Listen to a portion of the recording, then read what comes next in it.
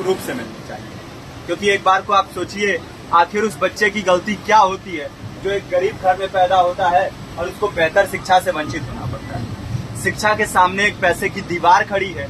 जो जितनी ऊंची दीवार लांघ सकता है, जो जितना अधिक पैसा शिक्षा पे खर्च कर सकता है, वो उतनी बेहतर शिक्षा पा सकता है। लेकिन अगर एक देश एक है, लोकतांत्रिक देश है, तो शिक्षा भी सबको एक समान रूप से तो मिलनी ही चाहिए। आज परिस्थिति ये है कि एक तरफ तो प्राइवेट स्कूल हैं जो लूट के अड्डे बने हुए हैं, वहां पे आप एडमिशन कराने जाएंगे तो सिर्फ एडमिशन के नाम पे ही आपको 10,000 20,000 रुपए देना होगा।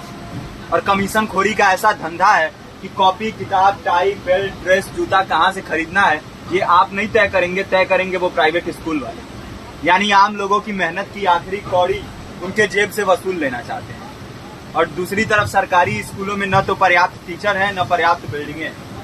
2019 का ही ये पुराना आंकड़ा है कि हर 100 में से 52 स्कूलों में या तो एक टीचर है या 2 टीचर हैं। और उन्हीं टीचरों के ऊपर जिम्मेदारी थोप दी जाती है कि जनगणना करो, मतगणना करो, पशु गणना करो, तमाम काम करवाए जाते हैं। और 19 के बाद से तब से कितने टीचर रिटायर हुए होंगे और 18 के बाद से कोई टीचर की वैकेंसी भी नहीं है।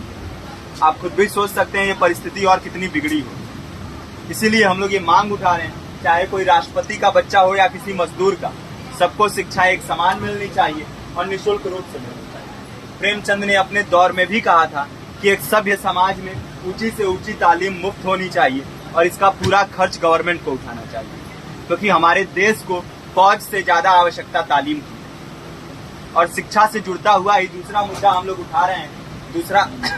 दूसरा मुद्दा है रोजगार का। रोजगार की परिस्थिति ये है कि आज सरकारी सेक्टर हो या प्राइवेट, सब कुछ ठेका संविदा के हवाले किया जा रहा है। परमानेंट नौकरियां लगातार घटाई जा रही है। इसी रेलवे में 1995 के आसपास लगभग 18.5 लाख कर्मचारी काम करते थे, लेकिन आज उनकी संख्या 12 लाख थी। आप खुद भी सोच सकते हैं कितने बड़े पैमाने पे परमानेंट पदों को घटाया जा रहा है। और आज आलम ये है, एक तरफ लाखों पद खाली पड़े हैं, फिर भी कोई वैकेंसी नहीं निकलती। जो वैकेंसियां निकलती हैं उनमें भ्रष्टाचार होता है, पेपर लीक हो जाते हैं। RO, UP police, BPSC, SSC, CGL, ऐसे तमाम पेपर लीक हो चुके हैं, आप लोग भी जानते ही। अभी नीट की धांधली में ये पता चला कि एक एक पेपर 30 लाख से 50-50 लाख रुपए में बेचा गया। हम और आप तो ये पैसा नहीं दे सकते। पूरी की पूरी कारस्तानी सरकार, प्रशासन, शिक्षा माफियाओं की होती है। और भुगतता कौन है?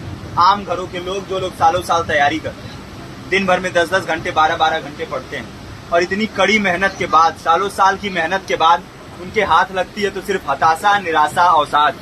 बहुत से छात्र नौजवान जो इस बेबसी में, इस डिप्रेशन में नहीं जी पाते, आत्महत्या तक के कदम उठा लेते हैं। लेकिन ये देश की विडंबना है कि टीवी चैनल, अखबार, मीडिया, नेता, मंत्रियों के लिए कहीं ये कोई मुद्दा नहीं है। उनके लिए मुद्दे हैं तो जाति, धर्म, रंग, नस्ल, अगड़ा पिछड़ा। आज जब पूरी परिस्थिति इतनी भयावह है तो ये जरूरी है कि लोगों के बीच में जाया जाए, लोगों को संगठित किया जाए और एकजुट किया जाए। क्योंकि आज अगर अपने मुद्दों पर बोलेंगे नहीं तो कल को ये परिस्थिति और बिगड़ेगी। हो सकता है ले दे के अपनी जिंदगी तो हम लोग काट ले जाएं, लेकिन आने वाली पीढ़ियों को क्या भविष्य देके जाएंगे, ये भी सोचने वाली बात है। हमारे साथी ने आपको पर्चा दिया है, पर्चा आप तक पहुंच गया है। पर्चे में और भी बातें हैं, इसको पूरा विस्तार से पढ़िए। पर्चे में हमारा नंबर है, संपर्क कीजिए। फेसबुक का, इंस्टाग्राम का लिंक है, आप वहां पे जाएंगे तो आपको पता भी चलते रहेगा कि लगातार किन किन माध्यमों से हम इस अभियान को चला रहे हैं। नुक्कड़ नाटक, संगीत, शिक्षा सहायता मंडल, लाइब्रेरी, तमाम माध्यमों से इस अभियान को चला रहे हैं और कोशिश कर रहे हैं कि बड़े से बड़े पैमाने पर हर जगह पे लोगों को संगठित किया जाए और एकजुट किया जाए। आपके बीच भी आए हैं आपका साथ और सहयोग दें। साथ इस रूप में कि आप भी हमारे इस कारवां और इस मुहिम से जुड़िए।